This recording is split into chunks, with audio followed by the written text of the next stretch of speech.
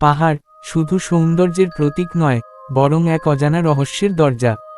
অনেকেই বিশ্বাস করে কিছু পাহাড়ের বুকের ভেতর লুকিয়ে আছে এমন এক জাদু, যা মানুষকে নিজের দিকে টেনে নেয়। রাতে দূরে জ্বলে ওঠা অদ্ভুত নীল আলো, শোনা যায় অচেনা কণ্ঠের ডাক, এসো। কেউ বলে এগুলো কল্পনা, আবার কেউ ফিরে এসে আর কিছু বলতে পারে না। যারা একবার সেই ডাকে সাড়া দিয়েছে, তাদের জীবন আর কখনো আগের মতো থাকেনি। আজকের এই গল্পে আমরা এমন এক পাহাড়ের রহস্য উন্মোচন করব, যেখানে বাস্তব আর অজানার সীমারেখা ধীরে ধীরে মিলিয়ে যায়, আর শুরু হয় এক ভয়ঙ্কর অভিশাপ। পাহাড় শুধু প্রকৃতির সৌন্দর্য নয়, এর ভাঁজে ভাঁজে লুকিয়ে থাকে এমন কিছু রহস্য, যা মানুষের বোধের বাইরে। অনেকেই বলে পাহাড় জীবন্ত, তারা শ্বাস নেয়, তারা দেখে, আর কখনো কখনো তারা ডাকে। এই গল্প সেই ডাকের একটি এমন ডাক, যা শুনলে আর ফেরা যায় না। রাহুল, অর্ণব, মীনা আর তনুশ্রী, চারজন বন্ধু, শহরের কোলাহল থেকে দূরে একটু অ্যাডভেঞ্চার খুঁজতে তারা বেরিয়ে পড়েছিল উত্তরবঙ্গের এক অজানা পাহাড়ি গ্রামে। লোকেশনটা তারা খুঁজে পেয়েছিল ইন্টারনেটে, একটা ছোট ব্লগে লেখা ছিল, এই পাহাড়ে এমন কিছু আছে যা চোখে দেখা যায় না, কিন্তু অনুভব করা যায়। অর্ণব হেসে বলেছিল, ভূত তো কিছু না, এগুলো টুরিস্ট টানার জন্য লেখা। কিন্তু মীনার চোখে তখন অদ্ভুত একটা কৌতূহল, তাও যদি সত্যি হয়। পাহাড়ের পাদদেশে একটা ছোট্ট গ্রাম, গ্রামের লোকজন তাদের দেখে চুপচাপ তাকিয়েছিল, কিন্তু কেউ হাসছিল না। এক বৃদ্ধ এগিয়ে এসে বললেন, রাতে পাহাড়ে উঠবেন না। রাহুল হেসে বলল, কেন, বাঘ আছে নাকি? বৃদ্ধ মাথা নাড়লেন ধীরে, বাঘ থাকলে ভয় কম ছিল। এই কথাটাই প্রথমবার চারজনের মনে অস্বস্তি ঢুকিয়ে দিল। সন্ধ্যা নামতেই পাহাড় যেন বদলে গেল, নিস্তব্ধতা এত গভীর, যেন শব্দও ভয় পাচ্ছে। হঠাৎ দূরে পাহাড়ের গা থেকে একটা আলো জ্বলে উঠল। মীনা ফিসফিস করে বলল, দেখছো, ওটা কি? আলোটা নড়ছিল, যেন কেউ হাঁটছে। তারপর শোনা গেল একটা মৃদু ডাক, এসো। তনুশ্রী কেঁপে উঠল, তোমরা শুনলে? অর্ণব বলল, হাওয়ার শব্দ। কিন্তু রাহুল জানত ওটা হাওয়া নয়। পরের দিন সকালে তারা ঠিক করল রাতেই পাহাড়ে উঠবে। গ্রামের লোকজন বারবার নিষেধ করল, কিন্তু কৌতূহল জিতে গেল। রাত 12টা, চারজন টর্চ নিয়ে রওনা দিল। পাহাড়ের পথটা ছিল অদ্ভুতভাবে নিঃশব্দ, কোনো পাখির ডাক নেই, কোনো পোকামাকড়ের শব্দ নেই, শুধু তাদের পায়ের শব্দ। কিছু দূর ওঠার পর তনুশ্রী হঠাৎ থেমে গেল, আমার মনে হচ্ছে কেউ আমাদের দেখছে। রাহুল চারপাশে তাকালো, কিছুই নেই। কিন্তু হঠাৎ টর্চের আলোয় দেখা গেল একটা ছায়া, মুহূর্তের মধ্যে সেটা মিলিয়ে গেল। অর্ণব বলল, হ্যালুসিনেশন। কিন্তু এবার মীনা কাঁপতে কাঁপতে বলল, না, আমিও দেখেছি। পাহাড়ের মাঝামাঝি একটা গুহা, গুহার ভেতর থেকে আসছিল সেই আলো, আর সেই ডাক আরও স্পষ্ট, এসো। চারজন ধীরে ধীরে ঢুকল। ভেতরে ঢুকতেই তারা দেখল দেয়ালে অদ্ভুত চিহ্ন, যেন প্রাচীন কোনো ভাষা। মাঝখানে একটা পাথরের বেদি, তার ওপর জ্বলছে নীল রঙের আগুন। হঠাৎ তনুশ্রী চিৎকার করে উঠল, ওটা কি? সবাই তাকালো। বেদির পেছনে দাঁড়িয়ে আছে একজন, না, মানুষ নয়, তার চোখ দুটো জ্বলছে, মুখে অদ্ভুত হাসি। সে ধীরে ধীরে বলল, অনেকদিন পর কেউ এলো। ওটা নিজেকে পরিচয় দিল, আমি এই পাহাড়ের রক্ষক, অথবা অভিশাপ। সে বলল, যারা এখানে আসে তারা আর ফিরে যায় না। অর্ণব সাহস করে বলল, তুমি কে? ভূত? সে হেসে উঠল, একটা ভয়ঙ্কর ঠান্ডা হাসি।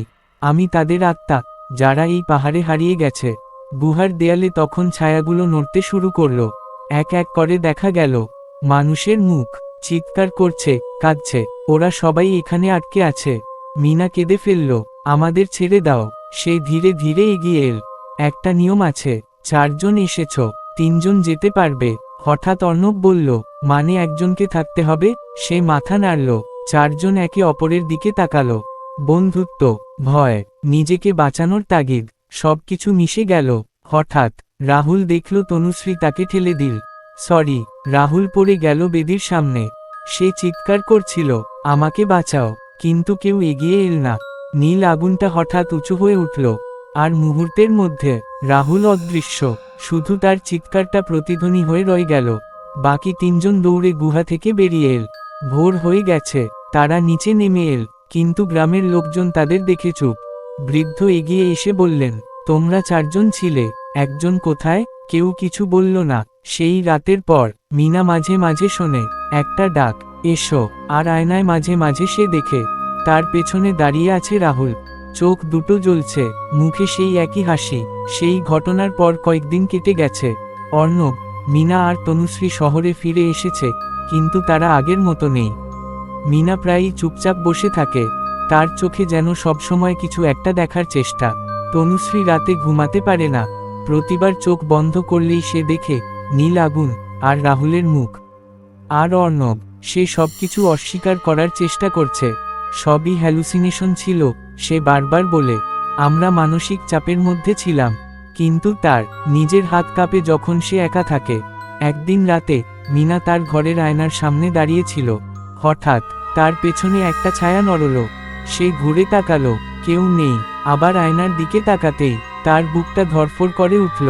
তার পেছনে দাঁড়িয়ে আছে রাহুল, চোখ দুটো জ্বলছে, মুখে সেই অদ্ভুত হাসি। মিনা চিৎকার করে উঠল, কিন্তু মুহূর্তের মধ্যেই সে মিলিয়ে গেল। পরের দিন সকালে অর্ণবের ফোনে একটা কল এল। নামটা দেখে সে জমে গেল, রাহুল কলিং। তার হাত কাঁপছিল। ধীরে ধীরে সে ফোনটা রিসিভ করল। ওপাশ থেকে ভেসে এল একটা ভাঙা, গভীর কণ্ঠ, তোমরা আমাকে ফেলে এসেছ। অর্ণব চিৎকার করে ফোনটা ফেলে দিল। সেই রাত থেকেই অদ্ভুত ঘটনা শুরু হলো। তনুশ্রী দেখল তার হাতের ওপর হঠাৎ আছড়ের দাগ। মিনা শুনতে পেল তার ঘরের ভেতর কেউ হাঁটছে। আর অর্ণব, সে বারবার স্বপ্নে দেখতে লাগলো সেই গুহা। প্রতিবার একই দৃশ্য, রাহুল দাঁড়িয়ে আছে আর বলছে, একজন নয়, এবার সবাই। এক রাতে তিনজনই একই সময়ে একটা মেসেজ পেল, আননোন নাম্বার থেকে, এসো, পাহাড়ে ফিরে এসো। তারা একে অপরকে ফোন করল। সবাই একই মেসেজ পেয়েছে। তখন তারা বুঝল এটা শেষ হয়নি, ভয় আর অপরাধবোধ মিশে গেছে। মিনা বলল, আমাদের ফিরতে হবে, না হলে এটা থামবে না। তনুশ্রী কাঁদতে কাঁদতে বলল, ও আমাদের ছাড়বে না। অর্ণব চুপ করে রইল, তারপর ধীরে বলল, আমরা ভুল করেছি, এখন তার মাসুল দিতে হবে। তারা আবার সেই পাহাড়ি গ্রামে পৌঁছালো, কিন্তু এবার গ্রামটা আরও নিস্তব্ধ। বৃদ্ধ মানুষটা আবার তাদের সামনে এল। তিনি গভীরভাবে তাকালেন, আমি জানতাম তোমরা আবার আসবে। অর্ণব জিজ্ঞেস করল, কিভাবে এই অভিশাপ থেকে মুক্তি পাব?